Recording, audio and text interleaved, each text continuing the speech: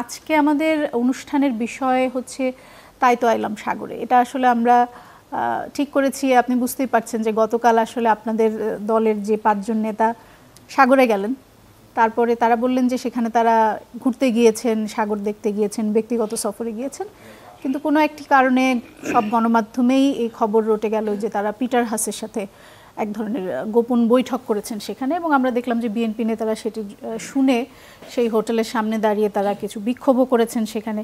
কিন্তু তারপর আপনাদের দলের পক্ষ থেকে আবার জানানো হলো যে না, সেটি একেবারেই গুজব। এবং তারপরে পুলিশের পক্ষ থেকে এবং হোটেল কর্তৃপক্ষের পক্ষ থেকেও আমরা শুনলাম যে সেখানে আসলে বিদেশি নাগরিক ছিলেন না, যদিও পুলিশ বলেছেন যে 3 জন চীনা নাগরিক ছিলেন, তাদেরকে হয়তো হোটেল কর্তৃপক্ষ বিদেশি হিসেবে গণ্য করেননি। যাই হোক, আজ আমরা দেখছি যে ঘটনাটি সেখানে শেষ হতে পারত। আজ দেখলাম যে ওই 5 নেতাকে শোকজ করা হয়েছে, কারণ দর্শাও নোটিশ দিয়েছে জাতীয় নাগরিক পার্টি বা এনসিপি। 5 নেতার নাম এর মধ্যে সবাই জেনে গেছে, আমি আর আলাদা করে নাম বলতে চাই না। আমি একটু জানতে চাই যে 24 ঘন্টার মধ্যে তো জনাব নাহিদ ইসলাম এবং আক্তার হোসেনকে সশরীরে উপস্থিত হয়ে লিখিত ব্যাখ্যা প্রদান করতে বলা হয়েছে, মানে ওনাদের সামনে ব্যাখ্যাটা দেয়া। তারা কি ব্যাখ্যা দিয়েছেন কিনা আপনি কি জানেন? না, প্রথমে আপনাকে ধন্যবাদ, আর সহ-আলোচক যিনি আছেন শুভেচ্ছা, দর্শকদেরকেও শুভেচ্ছা। আমার জানা মতো এখন পর্যন্ত ওনারা ব্যাক করেননি, হয়তো বা রাত্রে আসবেন, কারণ আজকে দুপুরের দিকে এটা ইস্যু হয়েছে, তো সো কালকে দুপুর পর্যন্ত টাইম আছে। আজকে দুপুরের দিকে, গতকাল সারাদিনই কিন্তু এটি নিয়ে না, মানে আমাদের নোটিশটা ইস্যু হয়েছে আজকে দুপুরের দিকে। সাধারণত আমরা যেরকম দেখি যে যখন শোকজ হয় তখন এটি শুধু আপনাদের দল না, বিএনপির ক্ষেত্রেও প্রযোজ্য। জনাব সালাউদ্দিন আহমেদের বিরুদ্ধে একটি শোকজ এসেছিল এর আগে, উনি কেন এস আলমের গাড়িতে করে গিয়েছেন, কিন্তু সেটির জবাব আমরা জানতে পারিনি। শোকজ যে করা হয়েছে সেটি আসলে মিডিয়াতে আসে, কিন্তু তারা কি জবাব দিয়েছেন কিনা সে বিষয়টি জানা যায় না। সেজন্যই আসলে শুরুতে আপনাকে এই বিষয়টি নিয়ে জিজ্ঞেস করা। আমাদের অন্য আরও অনেক গুরুত্বপূর্ণ বিষয় আছে, সে বিষয়গুলো নিয়েও আমরা আলোচনা করতে চাই, কিন্তু আপনি কি একটু এই বিষয়টি আমাদেরকে বুঝিয়ে বলবেন যে আপনার কি মনে হয় যে কেন এই বিষয়টি নিয়ে কাল এত আলোচনা হলো?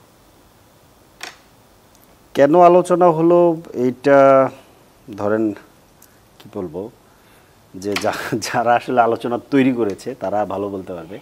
তবে যে ব্যাপারটা হয়েছে, আমি মানে আমার কাছে যতটুকু তথ্য আছে এবং আমি যতটুকু ধারণা করছি, যে প্রথমত হচ্ছে যে মিডিয়াকে যেভাবে সিসিটিভি ফুটেজ সরবরাহ করা হয়েছে, সো এইটা একটা মানে কি বলে পূর্ব পরিকল্পিত, কিংবা যাদের কাছে আসলে সিসিটিভি ফুটেজ সরবরাহ করার এক্সেস আছে কিংবা অথরিটি আছে তারা করেছে। আমি ধারণা করছি এখানে গোয়েন্দা সংস্থা যুক্ত, এবং এই রিউমারটা প্রথমে আসলে গোয়েন্দা সংস্থা থেকেই সম্ভবত এটা ছড়ানো হয়।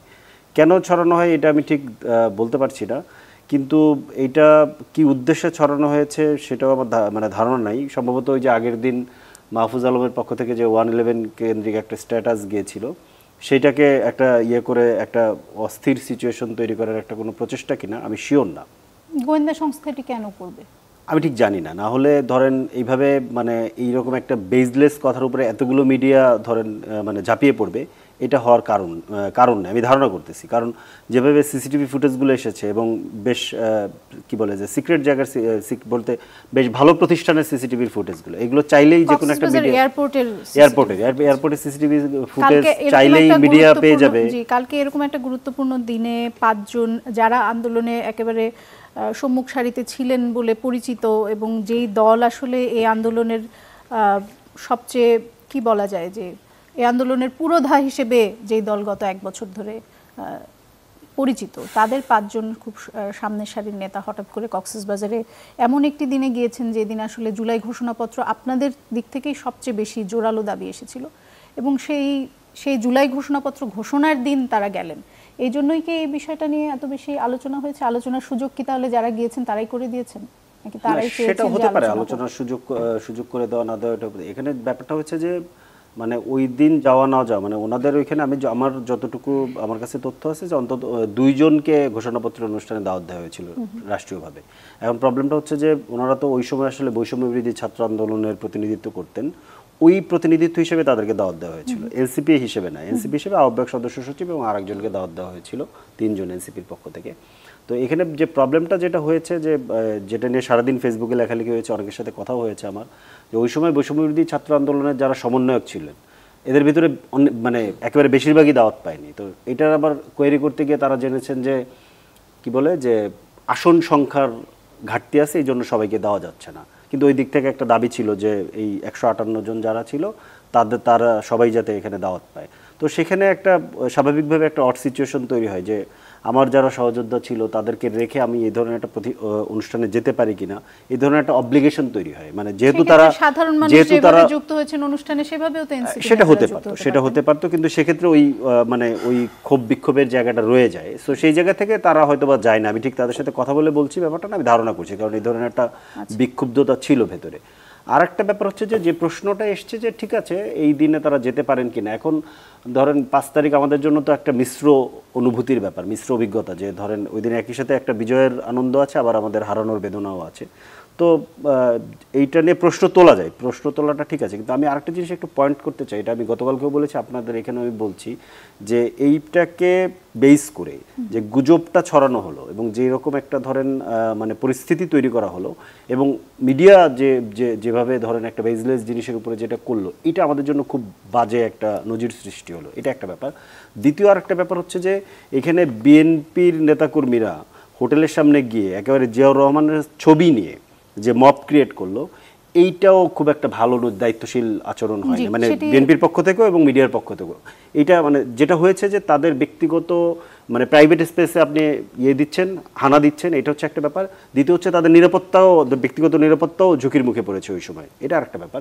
আরেকটা খুব গুরুত্বপূর্ণ ব্যাপার হচ্ছে যে আমাদের ওইখানে একজন নারী নেত্রী ডক্টর তাসনিম যারা উনি ছিলেন, এবং তাকে নিয়ে ফটোকার্ডগুলো যেভাবে করা হয়েছে, মানে উনি ওইখানে কিন্তু তার হাজব্যান্ডও ছিলেন, যিনিও অলরেডি মানে উনিও এনসিপির একজন কেন্দ্রীয় নেতা।